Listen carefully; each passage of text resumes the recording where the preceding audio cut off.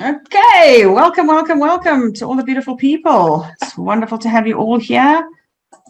We're gonna have an exciting session this evening. So there we go. Welcome everyone. Awesome. Hi, Pete. It's amazing how when you're a woman in a household and you've got to feed people half time, and then suddenly you realize, OMG, it is nearly daily time. Good evening, everybody. Good evening, Anita. Cole is there. So I'm just going to share promote to panelist. There we go. All right. I'm getting my little ducks in a row here. Hi there, guys. Anita, hi. Candace, hi. There we go, guys. Welcome to Vault. Thank you. And thank you to everybody for my beautiful, wonderful birthday blessings and wishes. Thank you so much for that. It was really super. I got spoiled rotten. So, yeah. Ian, Anton, how's it? Arthur, Andrew. Great, guys. Paula, hi there. Mari. Thank you. Yeah, you got the women in the house tonight. Yep, we got the women in the house. And we're going to, and guess what? Hi, Francois, all the way from, thank you so much. I accept that. So long as it's not 62, it's 26. Okay, hi there, Veta, Neela, Arthur. You got no sound. You guys hearing me? Yes, no? As far as I know, I've got sound. Brenda, hi. Yes. Thanks, Paula. Hugo, hi. Michelle, hi there. Great, Etienne. Great, super. Stephen, Adrian, Tanya. Great, awesome. Hi there from Windhoek. And I tell you, we'll be going far and wide around South Africa. Thanks, Hugo. You can hear me. Pete, perfect. Great. Mark, thank you. Helga, awesome. Andrew, Russell from Windhoek. Great. One of our greatest holidays we had was through Namibia. Some interesting things that happened there in the sand when the wind blows. Sand blasted our car, by the way. That was quite something. Gansbaai. Did I say that? No, Gansbaai. You're testing my Afrikaans pronunciations? Yeah, Magda. Hey, Johan. Awesome, guys. 7 o'clock it is. And there is somebody who's putting their hand up. Let me see who that is. Awesome. Louise, do you want to talk, or you're just saying hi with your hand? There we go, hand down. Thank you. Great. Marnie, I can tell you some stories about my pronunciation of names. Eugene, Joan, Johan, Magda, Christo, Elsie, Elise, Len, Francois. Great, guys. Russell, thank you. 1 or 2 from Korea. Great, awesome. Welcome, guys. Okay, so we are scattered around the globe, aren't we? Okay, William, awesome, guys. Sam, thank you. Okay, 1 o'clock it is. Dispatch party, nice one, awesome. Okay, I'm not going to let you guys down, all right? I have to give you an acronym, so are we good with that? All right, it is recording, so I've got my acronym going. I can't let you down. I can't let the, Emil, wow, put out, nice one, all the way from Kempton. Hi there, guys. Michelle Kuhn. Yeah, around the globe as I aim. Absolutely. Centurions in the house. That's so cool. Great. My neighbors are in the house too. They're next door. Okay, so we are literally going from like across the road all the way. Okay, Naisna. Oh, lovely Naisna. And then Pretoria, William, all the way from Pretoria. Welcome. Cape Town. Oh, we had an amazing holiday in Cape Town. I think I put on 5 kilos just visiting the wine farms. Okay. Yeah. Bronkhorst Spruit. There we go. Bram, you're really testing me out there. Bronkhorst Spruit. Okay. Ferry Glen, down the road, round the corner. Awesome guy. Pete Ferry Glen. And runs past your house. That's how close you are. Springs. That's where I met my husband. Not in Springs, but he lived in Springs when I met him. Leslie, you'll know the block of flats called Everest. I used to climb the stairs there because I was scared of his lift. Great Brak Rivier. I guess I said that right. Kuils Rivier. You guys now are testing me, okay? Awesome. Rietfontein. Nelspruit. I can say Nelspruit. Thank you, Arno. Awesome, guys. It was super meeting your stepson the other day. Arno was really awesome. Magriet, hi. Awesome, guys. Okay. George is in the house. Nice. Very polite young gentleman. Beautiful girlfriend as well. And his sister. Pretoria, Liesel, Middleburg. There we go. Strand. Okay, you guys are rocking this one tonight. Okay. Acronym time, and I've had nothing to drink. Okay. All right. St. Helena Bay. All right. There we go. Marinda. Okay, guys. Acronym time. So the acronym tonight is going to be the acronym INVEST. Can't let Doc down. Heidelberg. Nice. Thank you for being here. Okay, the acronym is INVEST. All right, and the I is for innovate. So for me, innovate and looking up the word innovate and understanding the concept of innovate, it's all about making changes to something that's already established. And it's all about having that pioneering spirit. And that's exactly what I believe the leaders of MyWealth have, is that pioneering spirit to say, this is what is, this is what can become, and how do we journey in between, and let's innovate and come up with something new. So I is for innovate. Then we got N is for navigate. Okay. Are you going to, yep, we're recording, definitely recording. So that's all good. N is for navigate. And like you know, when you navigate a ship, navigation for me, or the word navigate, is more about the fact that it's not just directing. It is an actual fact saying, I have a plan and I'm following that plan, and therefore I'm using certain instruments in order to navigate correctly. So that's what for is really nice. And I think MyWealth is doing a very good navigation job right now as well. Then the V is for vested. That means to confer or bestow upon someone else. So therefore, it's all about bestowing that power and authority on someone. And I do believe that God has given Charles and the leadership, he's bestowed, he's vested upon them the directions, the power and authority to drive the particular projects that we are working in right now. So for those who are just joining us now, hi Chantal from Western Cape, good to have you with us as well. And that is the I is for innovate. We're giving you the acronym INVEST. I is for innovate. N is for navigate. And then V is for vested. Now, E is my favorite one, and that's encourage. And encourage is all about, so when you look at the word encourage, we've distorted it over the years. When you go look at the root word of encourage, it's actually encourage, I-N, which means that you and I need to go and put courage into someone else. So that's what encourage is about, is to take your courage and go and put your courage into someone else. And that's, for me, a very exciting thing. So us as leaders within the MyWealth platform, and our job is to take our courage and go and put our courage into the leadership. It's to go, and the people that you're educating and taking through this whole process, you know, sometimes they don't have the courage, a little bit of lack of courage in certain areas. And so our advantage is that what we do is we take our courage, and it's such a privilege to take your courage and go and put it into someone else. And that's what encourage is all about. So the S is for sustain.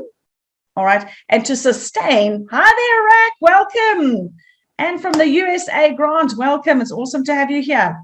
And so the S is for sustain, and sustain is all about strengthening and supporting. So it's about, to sustain something means that you can bear the weight of something without breaking. And so I think that's what our leadership is doing. Our leadership is bearing the weight of everything that we give them without breaking. And so therefore we have this really strong leadership that sustains. Then the T is for tenacity. Okay, tenacity. It's very close to one of my core values, and one of my core values is persistence. So I love the word tenacity, and that's the quality or fact of being able to grip something firmly. And I'm going to say it's about that determination. It's about that persistent that we need to actually go forward.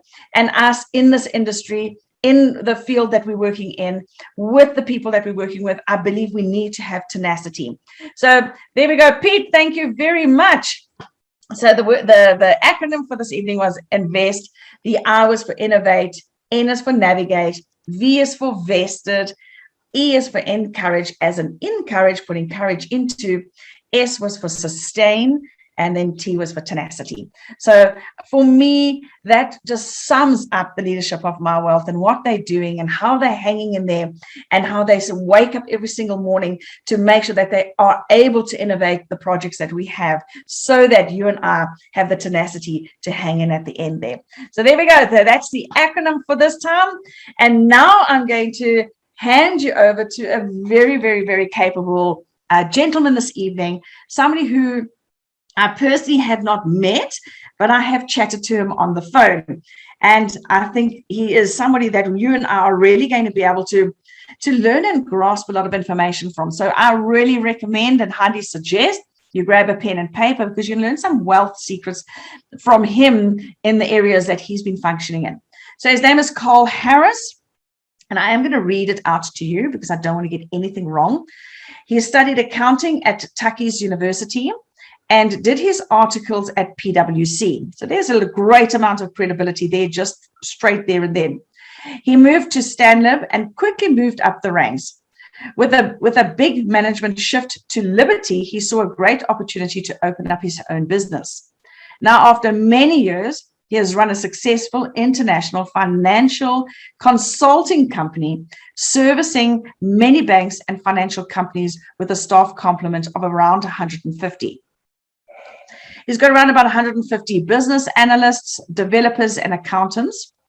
SBS currently runs about 70% of all unit trusts in South Africa, as well as having Discovery, ABSA, Momentum, Liberty, Standard Bank, and Old Mutual as his clients. So we're going to be listening to somebody who really and truly knows what they're talking about in the field of where we are at. So I'm going to make sure and see if we can get hold of. I have made you host. Carl, welcome to Carl Harris. So Carl, I have made you. I'm going to allow you to talk. Ladies, how cool is that? I'm actually giving a man permission to talk. Carl, welcome. Good evening. Thank you very much. It's my absolute pleasure. So I've made you host, and let me just double check here. All panelists can share. So who can share? Panelists who can start sharing when someone else is speaking. There we go. You're in control. Welcome and go for it. As I said, just briefly, just to introduce you to me and the company that I work for. We've been around since 2006, and we are a company that bridges the gap between business and technology. In terms of the company, as I mentioned, we're in the UK.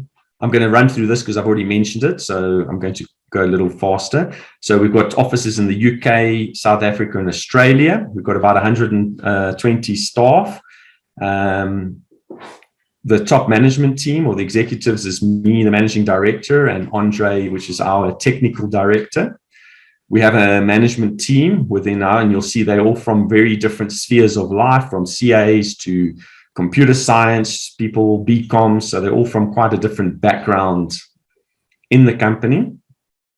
So if you look at us as a company, just as a very quick overview, what do? We have basic divisions or pillars within the business. We have a software development division where we develop software for companies. We have on-prem outsourcing. That's where the large companies bring us in to manage a process or an application, a system for them.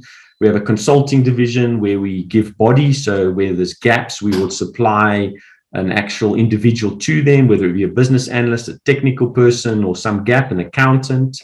And then we have managed services, which I think is the largest growing thing in the world, is where a company comes and instead of having their own software, they effectively outsource a service to us. And then more recently, we also have a Sage division where we've partnered with Sage, which is one of the largest software providers of accounting systems in the world. And we do implementations of accounting systems at corporates as well. Then, as I mentioned earlier, this is just a list of our clients. You can see it's very dominated by financial services. And for example, Discovery, we actually helped them set up their investment business. That was about 8 years ago. We also set up the investment business for Discovery in the UK, which is now branded as the Vitality business. Time Bank, I think most of you, or if you haven't, it's one of the new banks that is started in South Africa with Patrice Motsepe and Arc Capital, and we manage also they use our managed services. So you can see we're very involved in that. And I think in this forum, or what you guys are more interested in, is where we actually support 70% of the unit trusts in South Africa. I'll go into that a little bit later, just because that's a little bit more relevant to, I think, the forum tonight.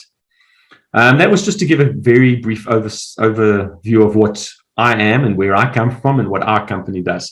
And then, as I mentioned, in terms of the investment landscape, investing can be very daunting. And I mean, I think it's something that everybody needs to do in their life, and everyone wants to provide for their old age. And you have different levels of people with different knowledges, and therefore there are a lot of different options out there in the market, and one has to be very careful to take the right one for yourself to ensure that the risk is matched to yourself and that you don't lose all your money, because unfortunately it's very easy to do that as well. As I was mentioning earlier, we have different classes or asset classes that are out there. When you talk about investments, I've mentioned the cash. We have government bonds, which are government or corporate. The definitions are on the screen. I'm just going to talk through it briefly because I've already spoken about it. We have the mutual funds, which is the unit trust, or is an area that we work tremendously in. We have exchange traded funds, which I have mentioned and spoke a little bit about. And then I think the most interesting one, or where most people are interested, is in the normal stocks and shares. And this is where I think most of you know the JSE. And if you've been following the media, we've got now the Cape Town Stock Exchange. We're also involved in the Cape Town Stock Exchange a little bit as well. So it's quite interesting that a new exchange has opened within the South African market. I think it's very exciting. But yeah, stocks and shares, Coca-Cola, things, all these big companies, Microsoft, all their shares are then available on these exchanges worldwide. Alternative investments. So you have your normal ones that we've just spoken about. And as I mentioned, yeah, there's a very big universe of investments out there, and there's a lot. We have real estate. I think the average person, that's their biggest investment in their life. You buy a house, you pay it off over your life. And this is generally one of the biggest assets classes that most people have and invest in over their life. We also, I've just put in there's rates. I'm not sure if you're aware of what a rate is, but a rate is a real estate investment trust. And this is a name of a company. You have to qualify it based on certain criteria. But why I've put it under real estate is that the average person thinks of buying a house or buying a property, and often, will buy multiple properties. Some people will buy one, then move on to another property and expand their portfolio as such. But the issue with real estate is it's very illiquid. So if you come to sell a property, it's not necessarily something that you can sell in a day or in a month, or sometimes even in a year. So a real estate investment trust is a vehicle on the JSE. There's an actual sector, or again, almost like an asset class of its own, and they invest in property. So you have companies out there, which is the likes of Atterbury, Resilient Property, Growth Point. I'm sure a lot of you have heard of Growth Point. Most of the shopping centers that we all go to are owned by these companies. And that's just another way of investing in property. So it's a lot more liquid because it's a share, it's a company on the Johannesburg Stock Exchange, which its underlying investments are in property. So it's a very nice investment, or a different alternative into getting into real estate. Then hedge funds and private equity funds. These are also things that have grown over the years. So generally speaking, a private equity fund would be where a few people are getting together and investing. And that is normally not in necessarily listed equity. So often it can be private companies. So individuals pool their funds and they then have underlying investments in private companies, which then are growing and obviously expand. And they don't have the formalities of being listed and things like this, which is a great investment as well. We have hedge funds. Hedge funds is the word hedge funds can instill fear or excitement in a lot of people. Hedge funds are vehicles which are, depending on who you speak to, will classify it as a different thing. Generally speaking, hedge funds is a very similar principle where people pool funds together. The word hedge is generally defining as it's hedging some underlying, there's some underlying hedging that takes place in these funds. So these are very technical. I'm not going to go into that now, but that's they are often a little bit more high. They can be high risk, some of them, and some of them can also be very low risk in terms of hedge funds. Commodities, I mean, commodities are your natural resources. So we have our gold, our silver, crude oil, things like that. I have put there in the bottom just derivatives. Derivatives are an asset class or different types of instruments that now get a little bit more complex. So it's not necessarily for the average investor. A derivative allows you to leverage, yourself. So what does leverage mean? I'm not sure whether, like I say, I've gone through some easy things and going to talk about something a little bit more complex. So when we talk about derivatives, they are instruments that derive their value from something else. And we do have derivatives that are traded in markets in here. So we have what they are called future contracts, and they are something that's regulated and traded on an exchange within South Africa. And then we have other types of derivatives. So we have what we call single stock futures. These are instruments which derive their value from an underlying share or equity. But what it does is it leverages you. So for example, you invest for 1 rand and the underlying share may be 100 rand, and you get the same exposure as 100 rand. So it's very high risk, because if you invest 100 rand and you lose, it goes down by 5 rand, you've still got your 95 rand. When you invest and you're only investing 1 rand and sharing, and it's derived from the underlying 100 rand, you can actually go into the negative. So derivatives are quite a complex instruments, but are used a lot in hedging. So a lot of companies use derivatives in hedging and running their businesses. So the instruments in here can be anything from currency derivatives to equity derivatives, as well as, very simply put, I think where derivatives originated from was almost in the farming or agricultural sector, where, for example, if you were selling maize or you were a farmer producing maize and you wanted to sell this maize, and obviously over time, climate, things changed, and you would have that scenario where the maize price could go down or up quite drastically depending on a drought or fires or things. So the farmer would enter into a contract, a derivative contract or a future contract, where he agreed to sell his maize at a certain price at a future date. So he would say, my harvest next year, August, I am going to sell it to you for 100 rand a ton. Obviously, when you come around to that time, it could be that there was a drought and there's a shortage and it goes up to 500 rand a ton. And then you would be committed to supplying that at 100 rand a ton. So that's a little bit more complex instrument. That's just more for interest's sake for some of the more astute investors out there. When we talk about the stock market, I mean, hopefully that is something that most of you have some idea of. So when we talk about what is that, hopefully most of you have some kind of idea. This is where companies fund themselves. So a company would grow their business by listing on the stock exchange, and you effectively buy a portion of that business. So in South Africa, we have all of the major, so Standard Bank is listed on the Johannesburg Stock Exchange. You can go and buy a share of in Standard Bank, and you then as an investor would receive the likes of dividends from that company, and would either your underlying capital or your value of your share would go up or down depending on how Standard Bank does in the future. So that's just a little bit about that. When you've got the stock market, you've got long-term investors, so someone who invests and is not selling in the short term and is keeping that investment for a period. That may be 10 years, 15 years. Then you have short-term traders. So there are people out there who are not investing for a long-term gain. They're investing just for a short term. So they'll buy Standard Bank today and they'll sell it again tomorrow, and hopefully they will make money from that.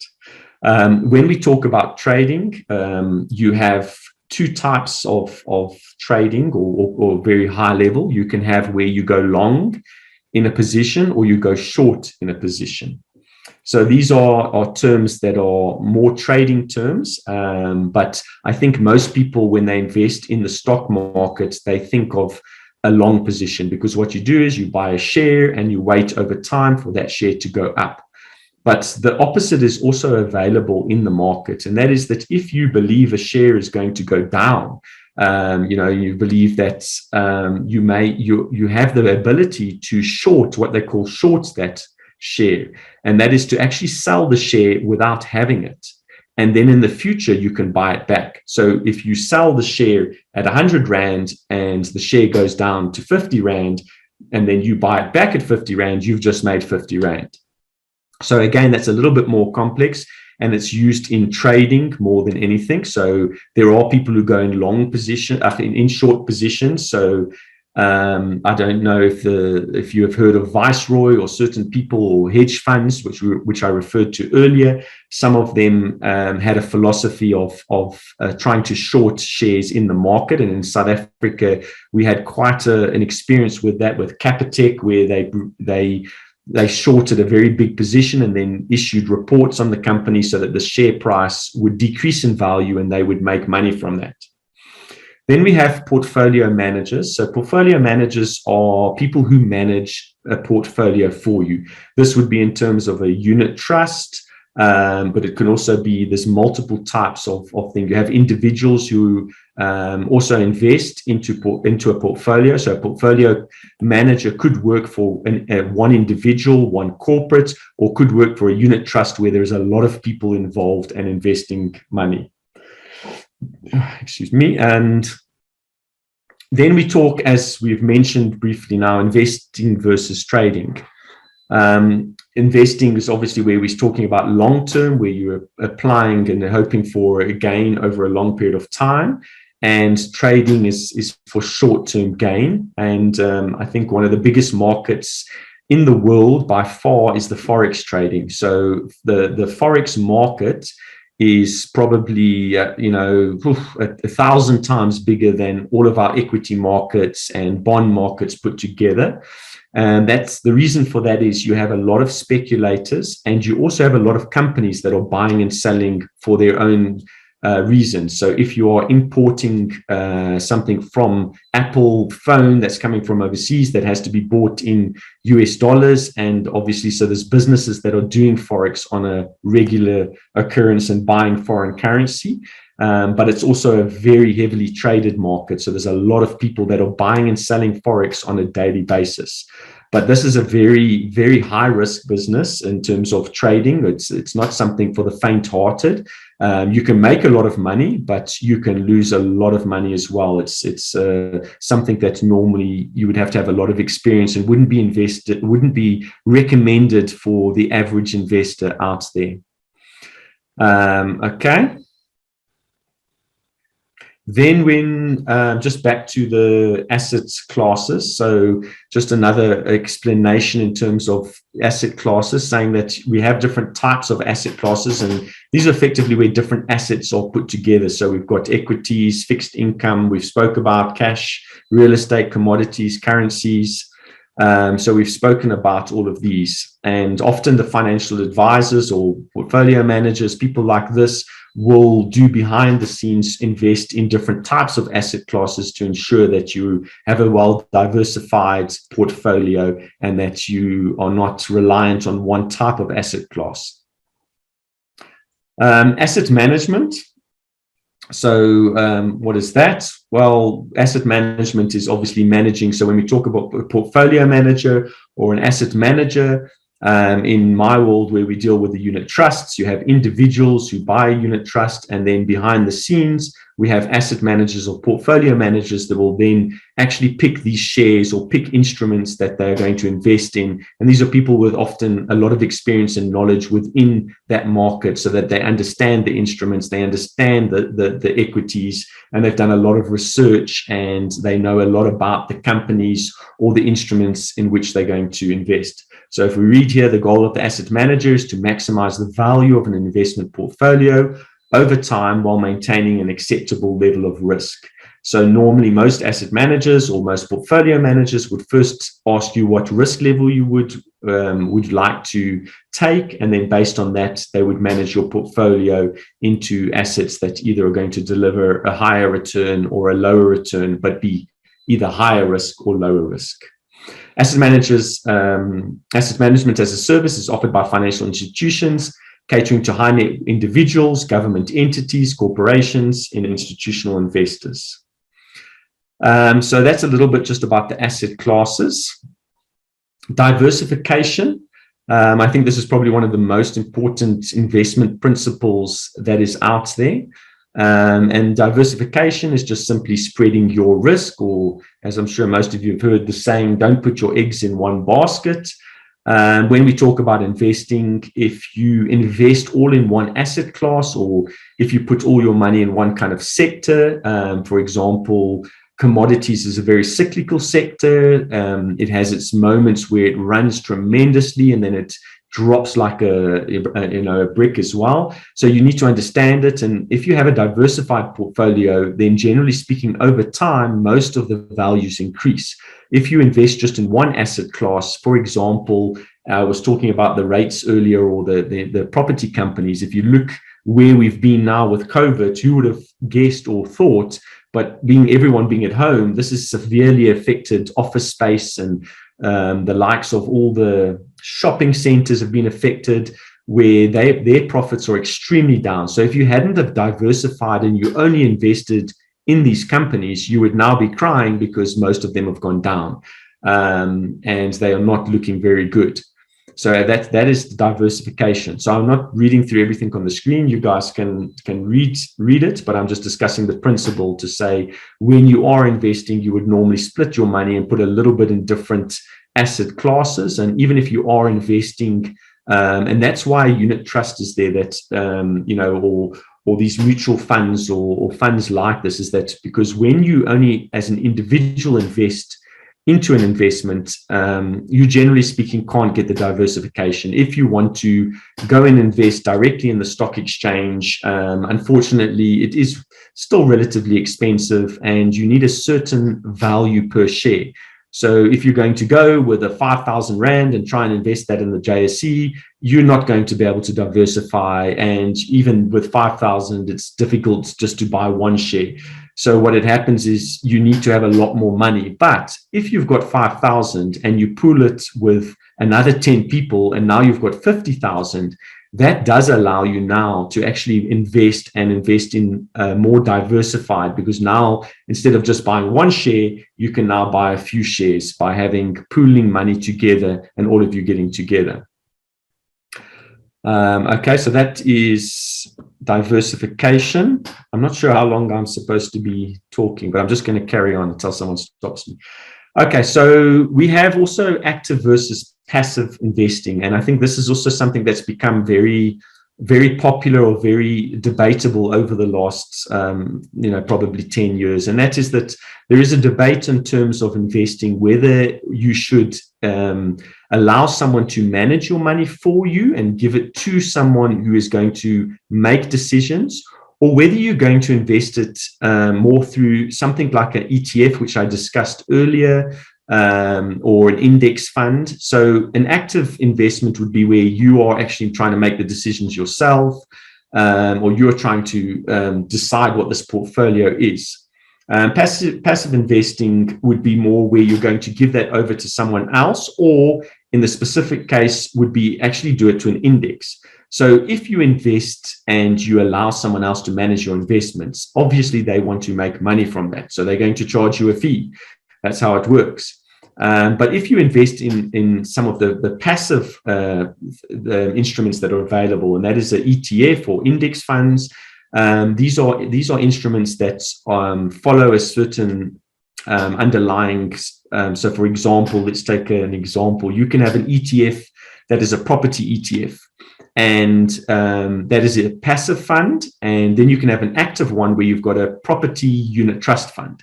The property unit trust fund is where an asset manager sits and he derives or decides what you're going to invest in. So he will choose the different companies. He'll weight it according to how he believes. He'll do the research into the company, and he'll decide when to buy and sell and how to manage it. When you do a property ETF, this would be, generally speaking, it would mirror an index. So the ETF, the fees are lower, and what it means is they just track the top 40 property shares within South Africa, or it could be a worldwide fund or a UK fund. And then you've diversified yourself because you've now got 40 of the top property companies. And then but you do not have someone buying and selling because it sticks to those top 40, and that's all it does.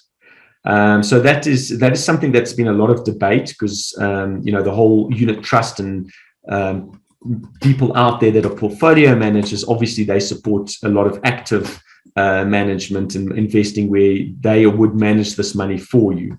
And passive is where, either, like I said, you are using someone else to manage it, or it's an ETF. Unit trusts, we've mentioned those briefly before, but maybe just to elaborate or say again what that is. A unit trust is again where people pool their money together. So all the major financial institutions in South Africa offer it. So Nedbank, Investec, Sanlam, they all offer unit trusts.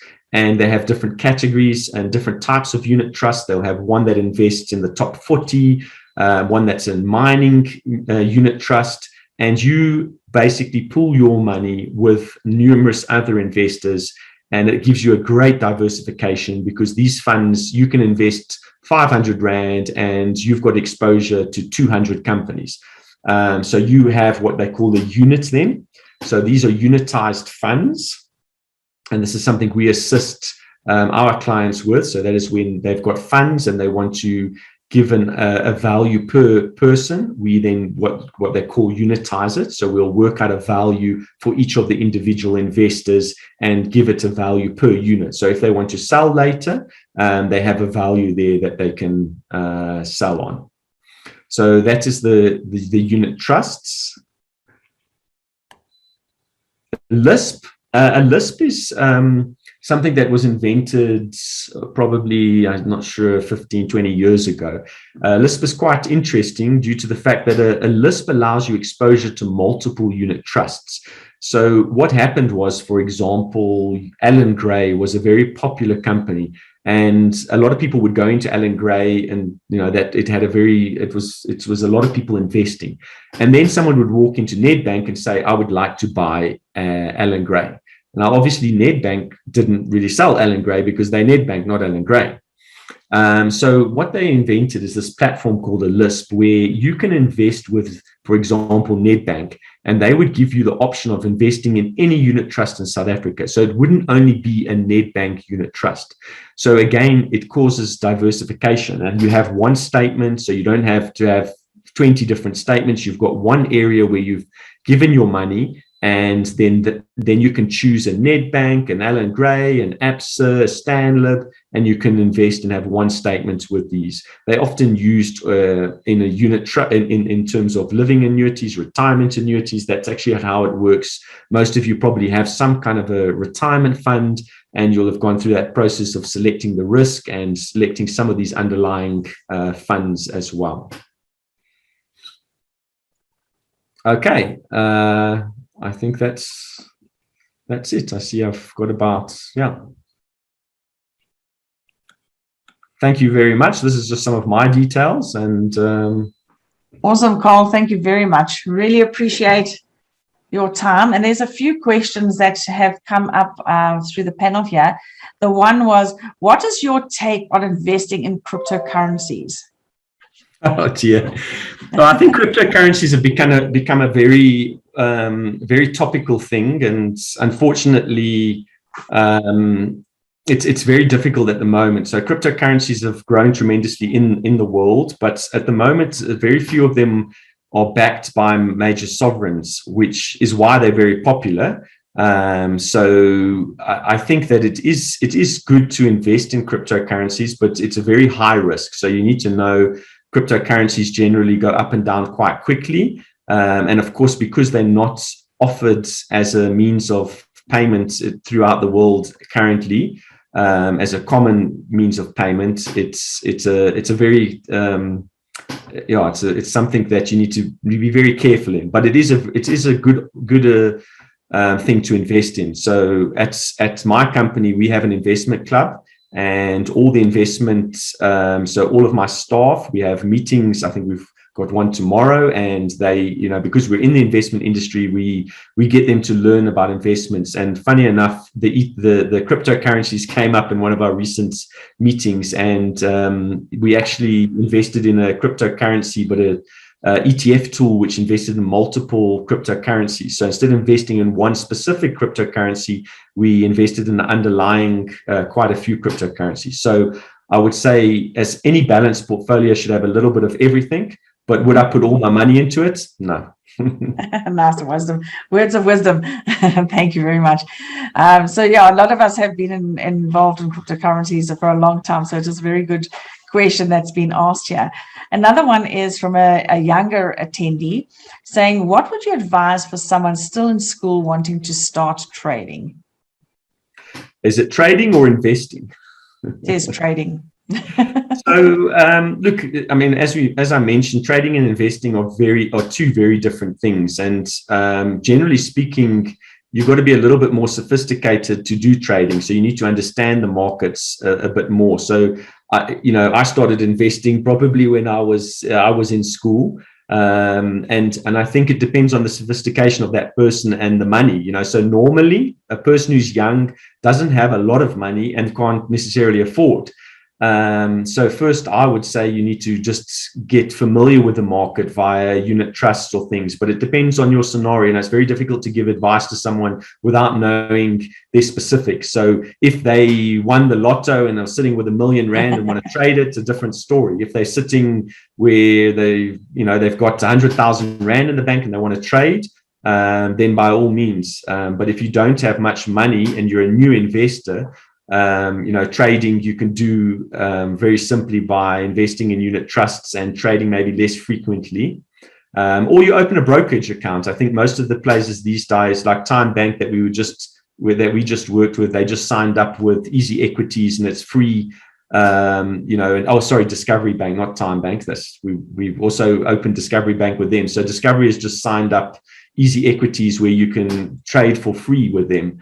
So then you can get in, and if you've got a couple of thousand Rand, you try it, you invest, and you got to get your school fees. And that unfortunately means that one of the only ways is to actually try it and start doing it. And then when you lose a little bit of money, it's very emotional investing is. So you need to learn to take the emotion out as well.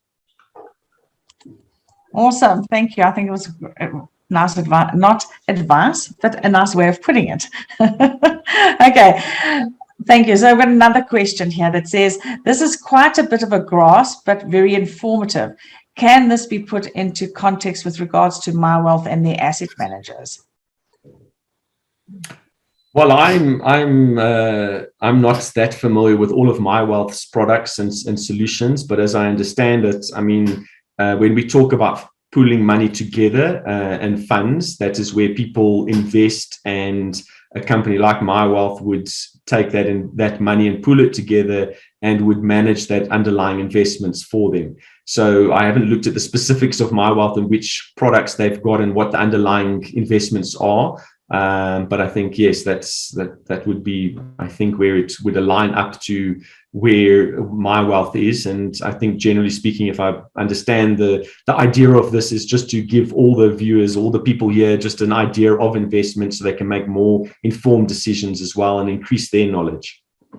Awesome. Absolutely. That is the purpose of this evening, is quite rightly getting a guest speaker, just so that we can share that, it is important for us to, like you quite rightly said earlier on, and that's diversify our asset portfolios. And yeah, within the MyWealth context, the asset managers, I think, have their field of expertise in a lot of what you have just mentioned now, which is really nice. So they do diversify in quite a lot of the different portfolios that you've mentioned. So what type of returns can one expect? Well, that's probably not one for me, because I don't know if they're talking about MyWealth or general returns out there. So a return is normally based on what the underlying portfolio invests in, and the risk. So as I mentioned, you can have a cash investment, which your returns are going to be very predictable, and you'll get 3%, 5% guaranteed. And if you invest in more, are you talking per month or per annum? It depends. Well, when you're talking about cash, it's often per year, not in that. And then when you invest in more risky, if someone says they can give you 10% return a month, generally it's a more risky type of investment, and that's what comes with it. Nothing comes in life for free. So if you invest in something that's generally a higher return, it's generally higher risk. But it all depends. I'm not here with the underlying knowledge of the products that MyWealth is offering, so that question would have to be more specific. Awesome, thank you. Yeah, they did type a little bit earlier on general, so I think you did answer it from a general perspective. What is your view on bot trading? In the markets like the US and an area where we're more sophisticated, they've created algorithms and programs, which is called bot trading, whereby machines trade. And look, we actually had an incident, I think it was about 3 years ago, though, where some people lost a lot of money due to the robots not doing the right and correct thing. So I think as the market grows more sophisticated, that is going to increase more and more. So in South Africa, we haven't got the sophistication as they do in America. But in America, they do have a lot of bot trading where the computer is given certain criteria or certain rules, and when things are breached or information is plugged in, it makes decisions on buying and selling. So it is a very interesting area. It is again something that you would diversify. Possibly that I would not put all my money in something that was going to do that, but it's a very interesting area as well, because it all depends on what rules the bot is programmed with. Nice, absolutely. I know I had some of my money sitting with a bot as well, and it went haywire. So maybe it was at the same time, and I'm like, "How are we going to recoup this again?" So yeah, it is putting your trust in something that is just following some, as you say, algorithms, and not having some intuition embedded to it. Yeah, the last bot trading that went wrong, you see what happened in the market is a few sales went through at lower prices, and the bots interpreted that the market was going down and immediately started trying to just sell everything, which then precipitated more selling, and the entire thing collapsed due to this. So like I say, those bots have got their limitations and what they can do as well. No intuition added there. All right, another question here is, which company in South Africa is best for buying gold, silver coins? There's a lot of gold exchanges. I mean, when you're buying a physical gold coin, there are a lot of places out there. I don't know all their names. You can Google, but there are a lot of exchanges where you physically go. I mean, you can go to the South African Mint, which is based in Midrand as well. So you can go there and actually buy gold coins. But it's quite a market in South Africa, the gold coin. So a lot of people believe in that and have invested in it. And yes, you find quite a lot of them in Joburg here. Awesome, thank you very much. So Andre, I don't know if you're making a statement or asking a question, so just clarify with that. But he says AI trading bots mostly for the forex market. So I don't know if he's saying that's a good thing, or if he's asking, is that a good thing? So if you can clarify that up for us, Andre, that'll be super cool. Let's see, there's another question. Here's a question. What steps do I need to follow if I'm wanting to invest? So that's a very broad question, because it again depends where you are in your life. And if you're a new investor, if you are retiring, if you are starting your career, a lot of things depend on that. But generally speaking, it's actually simpler than what most people think, because there is this misconception that you either need a lot of money or you need, and that's not true. I think investing is about putting money away on a regular basis and over a long period of time. So to open, most people, I would advise them, to familiarize themselves with unit trusts. So they are one of the broadest categories of investments in South Africa. And then again, brokerage accounts. It's actually easier than one thinks, and the costs are a lot lower. And you do not need a massive amount of money just to open a brokerage account and to start your journey. And once you open it, you've got to make the decisions of what you want to buy. And the platforms give a lot of information about the underlying equity. So Standard Bank, for example, they run free training programs every week. They run programs to explain the different instruments. They have guest speakers, so each of these have different platforms. And what I've advised my staff, and I've got them involved, is opening a brokerage account, investing a little bit of money every month. Some of them only make investments twice a year because they're just investing a little a month. Others have got enough money where every 2 months they make an investment. And as I mentioned earlier, is an investment group where you pool your money with other people and you all discuss it. So, you might only have 1,000 Rand a month that you have to invest. But if you get 10 of you together, then you've got 10,000 Rand, and you've also got different views on how to invest that money. Brilliant. Awesome. So, yes, thank you, Andre. I see that it was a statement. Okay, now, the brokerage course offered by the Johannesburg Stock Exchange is worth studying to understand trading better, get a better grasp. Or what material would you suggest for a person that wants to start with 100K? So I think you answered that one quite nicely by saying, just go and do your research, look at different places to, and open up. But he's this particular person. So the first person was a youngster that was asking the question, so you answered it for that one. This is somebody who's saying that wants to start looking at trading perhaps with 100K. I don't know if that was trading or investing. Trading. As I said, trading it obviously is a higher risk than just investing. And when you are going to trade, generally most people will trade with equities. So they'll open a brokerage account and trade.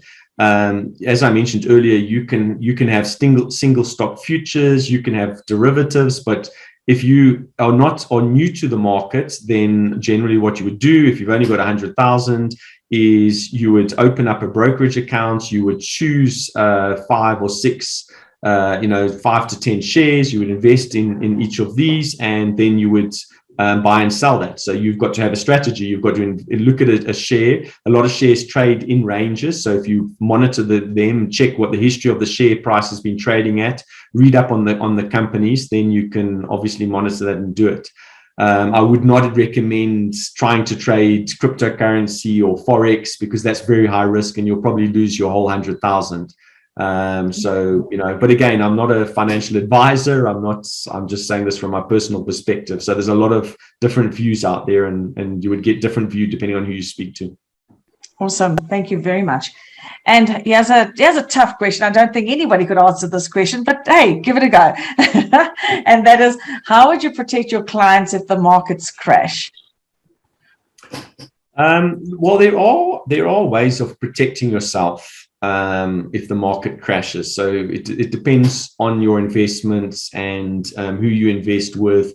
So we're talking about if you invest in an equity, unfortunately, if the market crashes, there's very little you can do. But as we mentioned earlier, the more you diversify, generally a market crashes in certain sectors or certain areas, not the entire market. So the more diversified you are, the less likely a crash is going to affect you. And of course, if you are risk adverse and don't want to have the risk of a crash, then of course you have to invest your money in cash and cash instruments, which are not affected by a downturn in the market.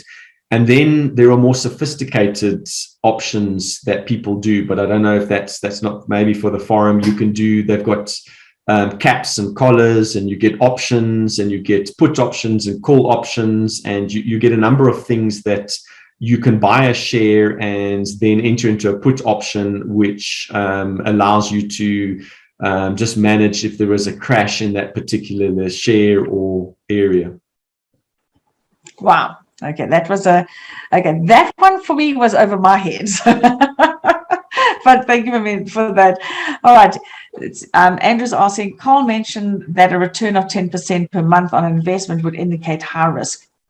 Did you say per month or did you say per annum? I'm sure you said per annum. No, we were talking about the cash instruments, and I'm saying that if you invest your money in the bank, you're generally not going to get 10% a month. You would get 10% a year.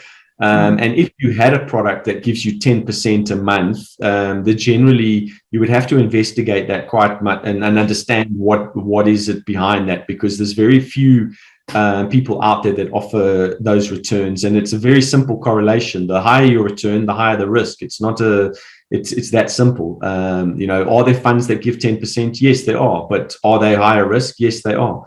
So you have to be careful, because unfortunately in the market there's a lot of things that are Ponzi schemes or other things where people take your money and possibly use other deposits money to pay you the 10%. So the market, you do need to ensure you're with a credible company when you're investing, and you need to do your own research. You need to understand if they're going to give you 10%, how are they doing that? What are they investing in? How are they investing, so that you can make a more informed decision. But it's an interesting world. Yeah, anything's possible. Absolutely awesome. And just to answer that, in relation to MyWealth, yes, the asset managers are investing in various different portfolios, hence they can offer the higher returns. And also the asset managers have been going for a long time and have a lot of credibility, hence we have been able to secure the insurance on our products as well. So that is something that's worthwhile. So if Andrew, all those answers in relation to MyWealth get answered on the Leaders Lab, specifically and how it actually works to us and how it entails and that kind of thing, and also the reason why we're getting really good returns currently at the moment, why you as people who have funded your accounts and you're going to be buying your shares in MyWealth. It's a different portfolio altogether. So you're buying shares in a company. You're not investing, you're buying shares. So it is very important to realize that the MyWealth is not an investment. Okay, it's shares in a company that you're buying, and then they go and put your funds onto a 5-year life wrapper and take it from there. So it is a completely different structure that we've got in place. Super. Are there any more questions that are out there? Otherwise, we can wrap this up for the evening, because we're on the top of the hour and it's been very informative. I don't see any more questions coming through. Carl, thank you very, very, very much. We really appreciate the input. I think there was a lot more in the investment arena that I didn't even realize that there was. And for me, it was really awesome to okay, one question before we go is, what is a cash instrument? A cash instrument is things that invest directly in cash. So, for example, deposits that you have call accounts, and then when you look at the unit trust, for example, they have cash instruments that invest in bonds and things like this. So when we say a cash instrument, it means that it's investing in deposits, for example, just to make it very simple. So generally speaking, your capital is normally guaranteed, or there's very little risk attached to your capital. Awesome. Thank you very much.